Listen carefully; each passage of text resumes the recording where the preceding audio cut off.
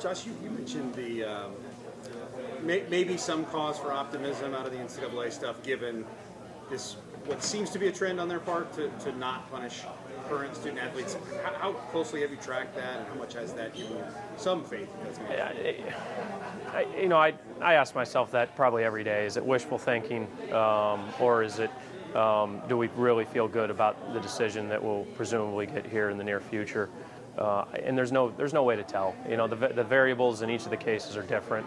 I think the one for me is just the repeat offender status. I think that's the glaring difference as you try to compare. But I have no idea. I just I want it behind us. I want our program to move forward. I want Kenny and his program to be able to move forward, put this behind us, and just make sure that we never have to deal with it again. How much of a hindrance is it still? I think Kenny, it's fair to say, could probably still feel its effects when he's out recruiting. Do you think it's still I go back to the idea that the one thing that makes the NCAA tournament special, or let me rephrase that, the one thing that makes college basketball special, and it's the differentiator, it's the tournament. And so until we know exactly what the penalties are, there's going to be people out there saying, hey, if you go to Louisville, you won't get the opportunity to play in the NCAA tournament, and that's a deterrent. And so, once we know what the results are, I absolutely think that it'll be full steam ahead moving forward with Kenny and the program. It's a nice problem to have, but there's obviously a lot of fans who want to go to more volleyball games.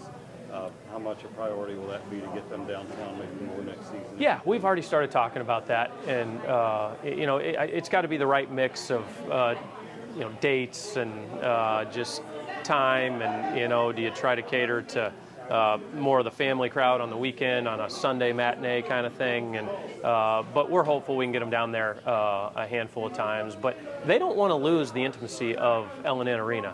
If you ask Danny and you ask the student athletes on that team, they enjoy that. It's a home court advantage, unlike anywhere else in the country. It's really, really hard to win there, and when you get into a big arena, it takes some of that away. So it'll be a balance.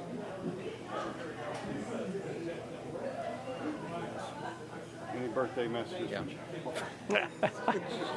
Happy birthday, Jeff. I hope he's having a great media day, and excited to get the season going with him here once again in the next, I guess it's a week from Monday, right? Because they're not, election day is that Tuesday, so they're not playing. They're playing Monday, and the guys are playing Wednesday. Did you make the football schedule, or did someone else make it? As tough as it is down the stretch. I would tell you that was made before I got here. It is. It's a tough schedule, but as I remind Scott and the coaches and the guys, it's opportunity too. It's a heck of an opportunity to compete against the teams that they get the chance to compete against, and so they're facing it head on, and I'm confident that we're going to see some good results.